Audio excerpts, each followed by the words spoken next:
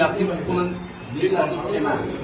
সিঙা যি ছ'চাইটি আছে তাৰ মাজত আমি আহি তেখেতৰ লগত যিও লেডিজ লগত ভাইটিকেইটা ভুল কৰিছে মই তেখেতৰ ডাঙৰ দাদা হোৱান সেইকাৰণে মই তেখেতৰ লগত আনি নিজে ক্ষমা খুজি আছোঁ যে আমি ভুল কৰিছোঁ। কওক।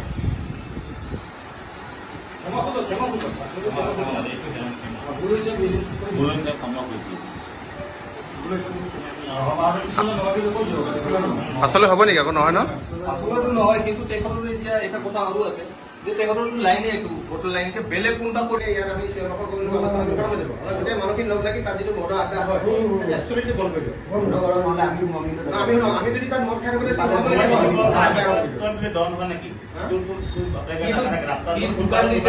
তাতে কোনাত চব লুকাই খায়। সি যদি কাৰোবাক কয় কয় ইয়াতে মাল নাখাবি তহঁতে, মোৰ দোকান আছে, মোৰ কাষ্টমাৰ আহে, ইয়াৰ লগত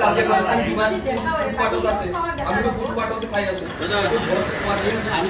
বুলি এটা হেৰি আছে, পুলিচক ডাইল কৰিব পাৰি। পুলিচক কিমান বাৰ দিছো, পুলিচে আহি কয় তহঁতৰে মানুহ খায়। আমাৰ মানুহ নাম দিলো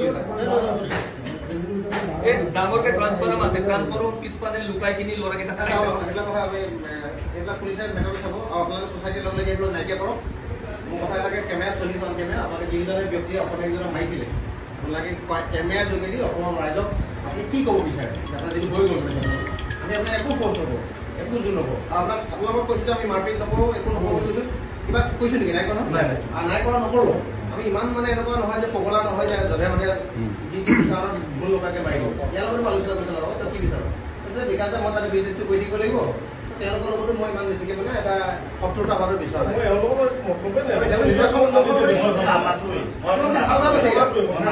আপোনালোকৰ প্ৰতি ভাল ভাৱ আছে। বাইদেউ খালি কৈছে যে মোৰ এনেকৈ আপোনাৰ কিবা চকেজ চকেজ ভাঙিছে, আমি তাতে থাকিম।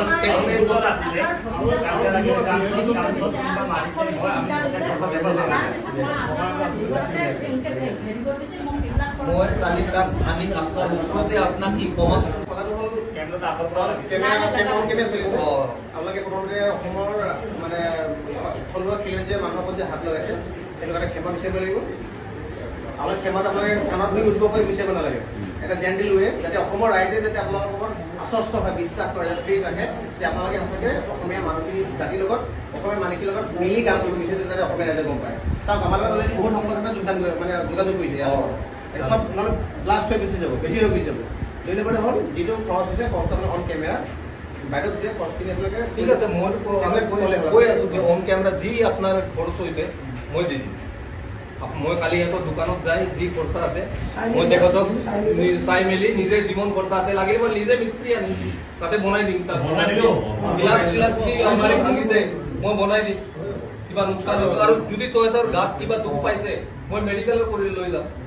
কিবা মেডিকেল খৰচা আছে এইটোও মই দি দিম। আৰু মই কি কওঁ আৰু মই ক্ষমাটো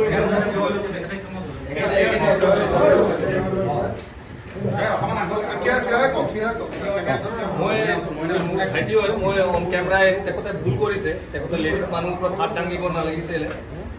যি ভুল হৈছে মই এইটো গোটেই ছ'চাইটিৰ পৰা আমাৰ ইলাচি যি ছ'চাইটি আছে তেখেতৰ মাজত ৰখি মই এইটো ভুলটো ক্ষমা খুজি আছোঁ যে মোৰ ভাইটিয়ে ভুল কৰিছে, আমি দুটাই ভুল বুজি আছোঁ। ঠিক আছে।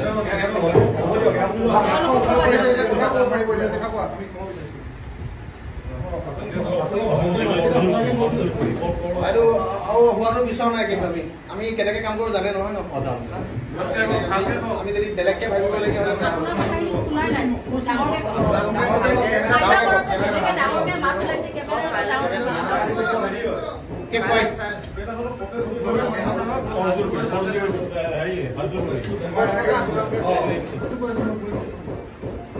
ভুল হৈছে নহয়, নেক্সট টাইম যদি আপুনি নহয় এনেকৈ কওক। ঠিক আছে, নেক্সট টাইম নহ'ব এনেকৈ। ডাঙৰকে মাত ওলাইছিল, মাদৰ চোট কেমেৰা ভাঙি দিম বুলি কৈছিল। নহয় সেনেকৈ কোৱাটো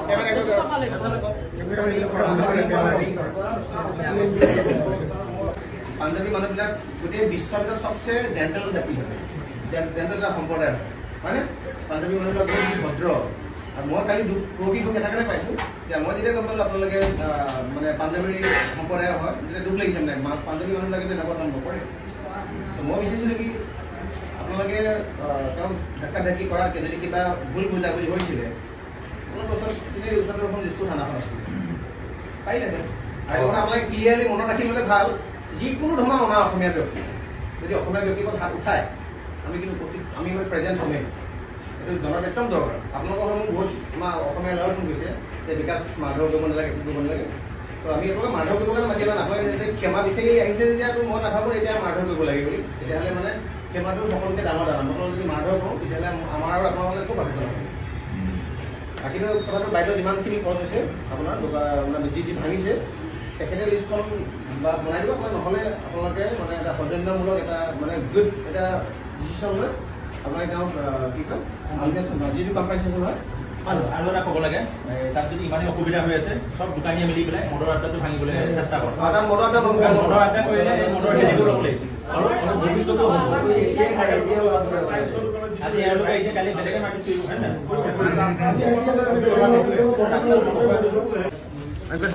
অনাগত দিনত যাতে কোনো অনা অসমীয়া আমাৰ অসমীয়াৰ ওপৰত যাতে দাদাগিৰি দেখুৱাব নোৱাৰে কথাষাৰ মনত ৰাখিব দেই সকলোকে কৈছোঁ যিমানখিনি আমাৰ অসমত অনা অসমীয়া আছে সকলোকে কৈছোঁ